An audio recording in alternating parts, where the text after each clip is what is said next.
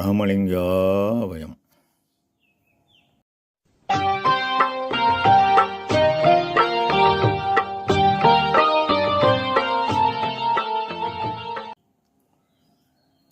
அருட்பெரும் ஜோதி அருட்பெரும் ஜோதி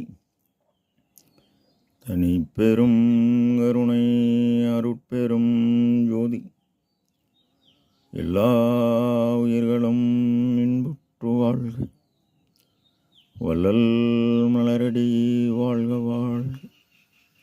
திருச்சிற்றம்பலம். அருட்பெருஞ்சுதி ஆண்டவரின் பரிபூரண அருளை அன்னவரயத்தால் பெற்ற அருட்பிரகாச எம்பெருமானின் திருவடிகளை மனமொழிமையால் போற்றி பணிகின்றேன் தயவுடன். நாம் செய்த செயலின் விளைவாக இன்ப துன்ப அனுபவங்கள் யாவும் வந்து கொண்டே உள்ளது.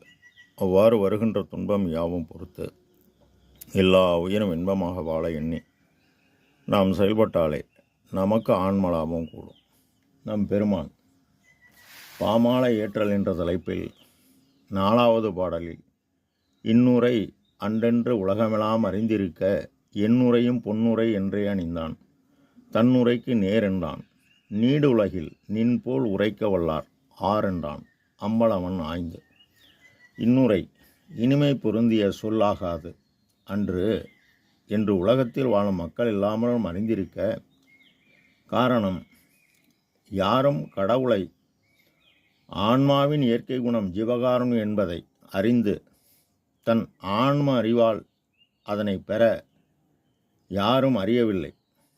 அதனை அறிந்த பெருமான் தன் கருத்து யாவும் எல்லா உயிரும் இன்பமாக வாழ பசிப்பினிதான் மாபெரும் தடையாக உள்ளது என்பதை கருத்தில் கருதி 23/5/1867 அன்று சத்திய தர்மசாலை நிறுவி கோடான கோடி ஏழைகள் பசியை 3 வேளையும் போக்குகிறார்.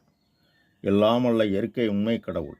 இவர் அவ்வாறு செய்து பேராற்றல் பெற்றதால் தன்னுடைய அருளை மேலையிலே இம்மையிலே ஒருமையிலே தவத்தால் மேவுகின்ற பெரும் பயனாம் விளைவையெல்லாம் தர்மசாலையிலே ஒரு பகலில் இவருக்கு தந்து விடுகிறார். அதனால் இறைவன் பயன் யாவும் வழங்கியதால் இவருடைய அருள் அறிவுடன் இறைவனின் அருள் சக்தி எனும் தயவு பேராற்றல் கூடுகிறது.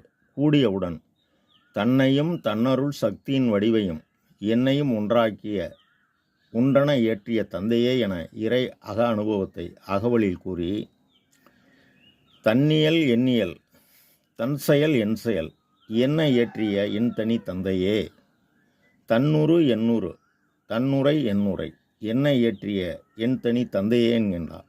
எனவே பெருமான் எல்லா படிநிலைகளும் கடந்ததால் நடராஜபதி மாலை 4636 பாடலில் துன்பலாம் தீர்ந்தது, சுகம் பளித்தது, சூழ்ந்த அருளொளி நிறைந்தே, சுத்த சன்மார்க்க நிலை அனுபவம் நினைக்கே சுதந்திரமானது உலகில், வன்பலாம் நீக்கி வழியலாம் ஆக்கி மெய் வாழ்வலாம் பெற்று மிகவும் மண்ணுயிரெல்லாம் கழித்திட நினைத்தனை உந்தன் மன நினைப்பின் படிக்கே அன்பா நீ பெருக உளவாது நீடூறு விளையாகிய அருள்ஜோதியாம் ஆட்சி தந்தோம் உன்னை கைவிடும் ஆணைனம் ஆணை என்றே இன்புற திருவாக்களித்து என்னுள்ளே கலந்து இசையுடன் இருந்த குருவே என பதிவு செய்கின்றார்.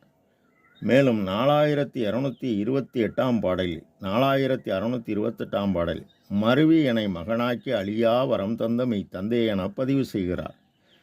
இவர் அவர் கலந்ததால் இவர் அறிவு கடவுள் அறிவு பேரறிவு பெற்றது. இதனை பேருபதேசத்தில் என்னை ஏறான இளமிசல் ஏற்றியது தயவு, என் அறிவு இப்போது அண்டாண்டம் கடந்து செல்கிறது என்கின்றார்.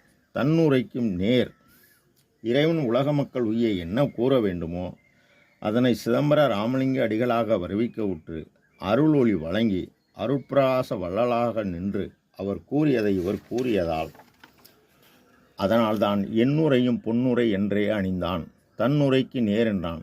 காலமும் நியதியும் காட்டி எல்லா உயிரையும் காப்பாற்றக்கூடிய இறைவன் அவர் கூற வேண்டியதை அவர் அருள் பெற்று கூறுகிறார். நீடு உலகில் நின்போல் உரைக்க வல்லார் ஆர் என்றான். நிலை பெற்ற உலகில் நிலையில்லாத மாந்தர் எல்லையில்லாத பிறப்பு எனும் இருங்கடல் கடக்க வழி தெரியாது போய்கொண்டு உள்ளனர். ஆனால் நிலை பெற்ற உலகில் நிலை பெற்ற ஆன்ம ஒளியுடன் அருள் ஒளி கூடி நிலை பெற்று உரைக்க வல்லர் இதுவரை ஒருவர் கூட இல்லை என்றான். அம்பலமன் ஆய்ந்து. ஆய்ந்து என்பது ஆராய்ச்சி செய்து. பேரம்பலம் பேரறிவு பெருஞ்சோதி. அதனை பெற நம் பெருமான் இணைத்தும் துன்பிலா இயலாகிய தயவு நெறி நின்று உயிர்கருணை செய்து அருளொளியாகிய பேரறிவை இவர் சிற்றறிவு ஆகிய தன்னுள் கலந்து பேரறிவு பெற்று அண்ட கோடி காணும் கண்கள் எய்தியே அறிந்தேன் அங்கை கனி போல அவற்றில் உள்ள செய்தியே பிண்ட கோடி முழுவதும் காணப்பெற்று பேசி பேசி வியக்கின்றேன் என் பெருமை தன்னே என்கின்றார். இது யாவும் ஜிவகாரண்ய ஒழுக்கத்தால் ஆன்ம அறிவை கொண்டே கடவுள் நிலையறிந்த அம்மையமாகி அவர் கண்டு கலந்து கனிந்து நாம் மேலேற நமக்கு வழி கூறுகிறார்.